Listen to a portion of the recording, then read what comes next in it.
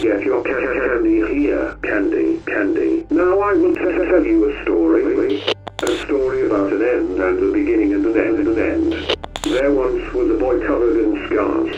He was so ashamed of his scars, he refused to look in a mirror. This lasted for so long. He eventually forgot they were ever there. Years passed until one day, this boy would come to the edge of a dark forest. There he saw a rabbit. He followed the rabbit as it scampered through the woods. They went over logs and around trees until he was eventually led to a beautiful flower. The scar-faced boy, now a grown man, plucked the flower to give to his daughter, but upon touching it, she died, for the flower was poisonous. And the man returns to the forest to play.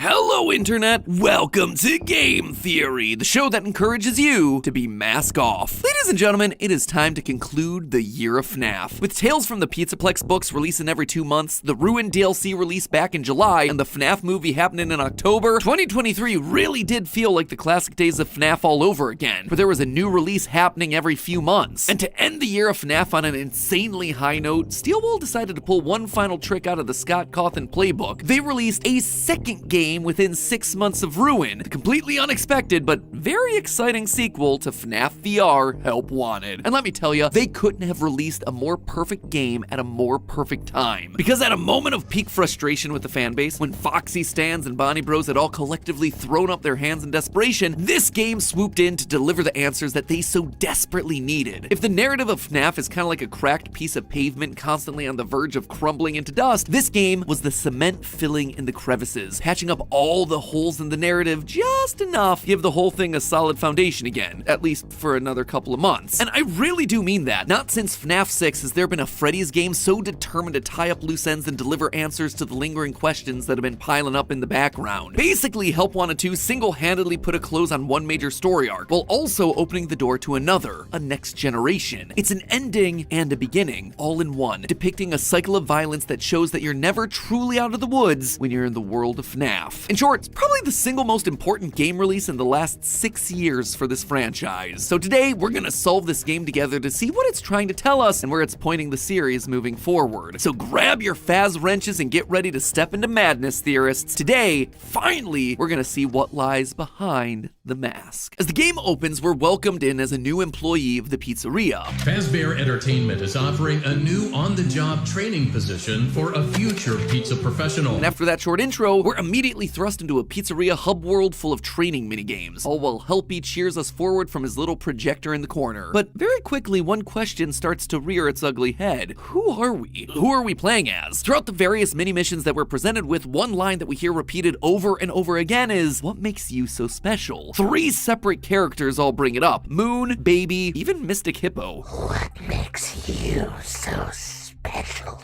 What makes you so special?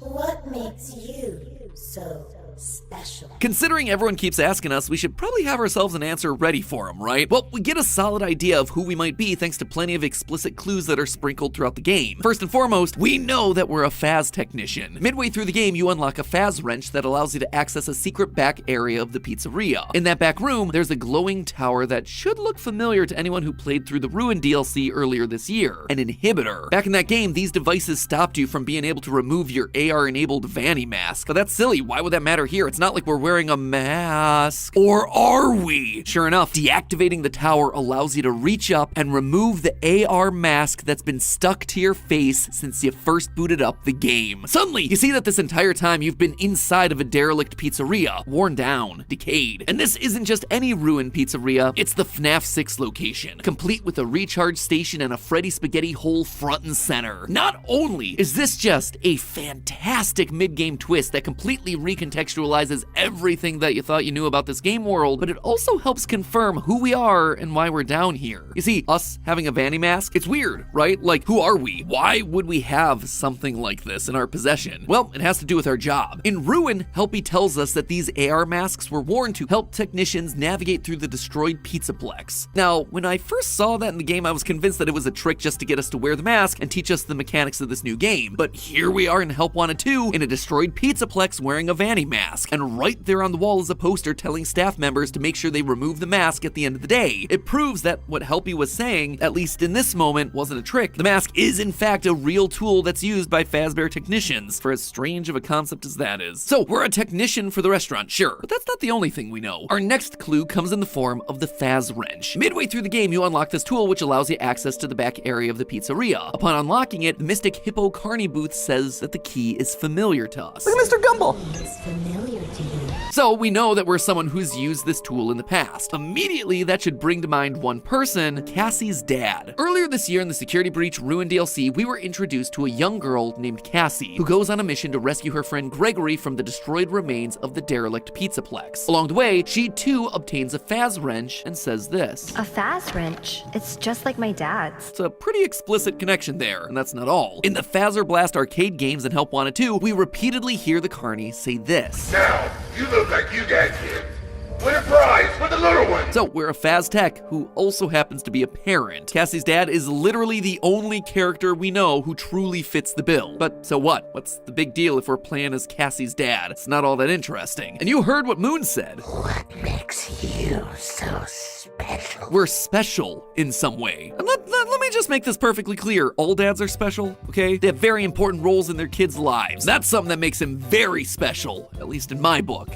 But obviously we're talking about FNAF. The joys of parental responsibility, not what these characters are referring to. In a theory that I posted a couple months ago, I proposed that Cassie's dad wasn't just any technician. Instead, he was none other than the Bonnie bro from FNAF 4. You know, the kid that wears the Bonnie mask who helps Michael torture his crying brother to death. We know from Ruin's item descriptions that Cassie's dad's favorite character was Bonnie. In that game, we were also able to collect both an old school Foxy and Bonnie mask, which was an odd detail when you consider that there were no other OG animatronic masks present like Freddy or Chica that seemed to be referencing the masks that both Michael Afton and Bonnie Bro were wearing on that fateful day in 1983. Those details, coupled with a few other things, led us to the whole Bonnie Bro conclusion. But now that the full game's out, it certainly seems definitive that our theory was right. You see, towards the end of Help Wanted 2, we're given the chance to light fires next to the gravestones of some very familiar missing children. Light them in a specific order, and you unlock a secret chest. A chest that contains none other than that old Bonnie mask. When you collect it, we see the text, "This looks familiar." It also unlocks an achievement called Lost Luggage. This right here, this was our mask. It was one that we thought was lost to time. One worn during that horrific accident of 1983. Speaking of that date, in order to find the game's secret ending, we have to unlock 6 creepy voodoo doll plushies, each one hidden behind very explicit in-game actions. In one, you go to Sister Location's private room and type in a very specific date. I bet you can guess what it is. 1983. And that year just keeps coming up. Multiple minigames take place during Fall Fest, which, in the previous VR Games DLC, was specifically called out as being in 1983. That is why we're considered special, because we were part of that fateful day. Because by killing the crying child, we sent William on a murderous rampage. It's a memory that we, as Bonnie Bro, have tried to repress. And that's not just me speculating. We know that Bonnie Bro has been actively trying to avoid these memories based on Mystic Hippo asking us this. Do you remember?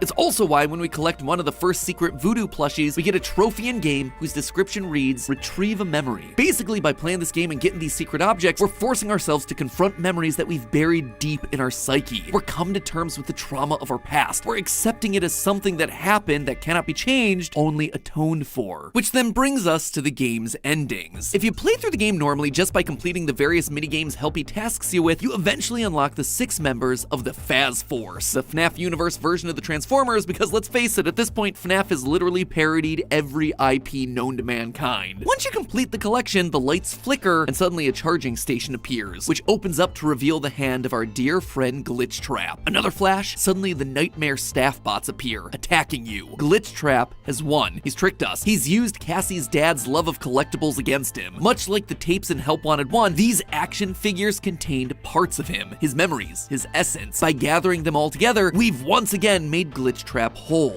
With Princess Quest being the canon ending in Security Breach, it means that Glitchtrap lost his hold over Vanessa. He needed himself a new helper, so he lured us in, the last human employee remaining, and got us to put the pieces back together to reawaken him. The cycle once again repeats. That's why we see him reaching out at the charging station. Just like during the Burn Trap ending, he has enough strength to reawaken, to take control, and it's only then that the staff bots show up to kill us. But things aren't quite done yet. After our death, we change perspective into the eyes of a staff bot. And not just any staff bot, specifically we're looking through the eyes of the one who tells Cassie to take a mask at the beginning of Security Breach Ruin. Take a mask. Take a mask. It would seem like we've been absorbed into the system. Our consciousness is now part of this map bot. We're trapped inside of it, forced to execute its commands. In the ultimate of ironies, the mask that we were using to try and stop Glitchtrap becomes the mask that we now give our daughter as map bots. This is then what results in her getting that occipital implant. This is how Helpy gets into her mind, and this is eventually how the mimic gets free. To me, the way that you get this ending, it's highly symbolic. By not accepting our past, by ignoring and repressing the scars of our past actions, by not unlocking all those memory plushies, we've passed our mistakes forward, and in the process, we managed to doom our own daughter. Bonnie Bro didn't just ruin the life of one child, he wound up ruining two. Our actions have, in short, single-handedly prompted the events of ruin. But hold on, I just kind of glossed over a big detail there. We're attacked by a bunch of corrupted staff bots, and then suddenly we're in MapBot? How? It's kind of a big leap there, you know? Well, at first, I thought that we were just scanned into the system. The Mimic AI scanned our brains while we were wearing the Vanny mask, and boom, we're now stuck as part of the AI program running the whole Pizzaplex. But looking closer at the details, I think there's actually another explanation here. When you look at the map bot through the Vanny mask in Ruin, it looks different from all the other staff bots that you encounter in the game. It looks more organic. You can actually see what appears to be a brain stuffed inside of its head. Compare that to how every other staff bot looks under that same AR lens, and it's completely different. Why would that be though? Well, it would appear as though our brain, or at the very least our organic matter, was stuffed inside of these robotic suits. It's part of what's powering this particular bot. But again, I ask, why? This seems to be such a random detail. Until you remember what a computer brain would be learning from studying Afton's behavior. Afton stuffs his victims into animatronic suits. That's what he did during the missing children's incident. It's what we see Glitchtrap doing at the end of Help Wanted 1, and apparently it's what he did to Bonnie Bro. He stuffed him into MapBot here. For a while, there's been a lot of confusion about the true nature of Glitchtrap. Is it a virus? Is it Afton in the Mimic AI? Was Burn Trap the Mimic? It's largely